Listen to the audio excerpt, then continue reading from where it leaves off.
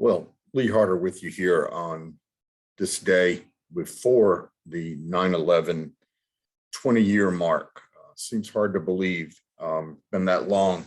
I recall well working that day, as many people were. Also, we went into action that day and produced an extra print edition.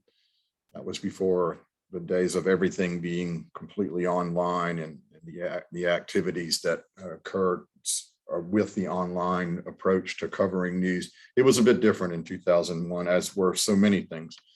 We at the T&D tomorrow are bringing you a very special print edition of the newspaper. We have a 16-page special section that's devoted to looking back at the local connections surrounding 9/11. I think you'll find that very informative, and for people who are much younger, you may really get some insight reading back on some of the actual coverage from that day. Plus, there's new coverage. And we also have another separate 16-page special section that is devoted to the, let's just say, more of the national picture surrounding 9/11.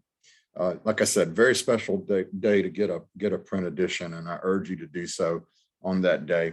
As far as headlines today, actually one of our feature stories today came from a national writer who was looking at a man who now lives in Branchville, who was an EMT in New York on that day and had quite an experience. It's part of looking back on survivors of 9/11.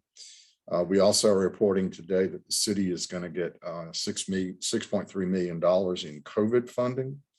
And we are looking ahead to prep football tonight. Some featured games. Orangeburg Prep is scheduled to be in action at Dorchester Academy for their first game. Some other schools, including Bethune-Bowman, are playing their first game. And undefeated Bamberg Earhart is at Estill tonight.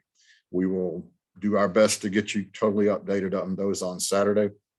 Continue to follow us at thetnd.com. You'll find plenty of 9/11 coverage there as well.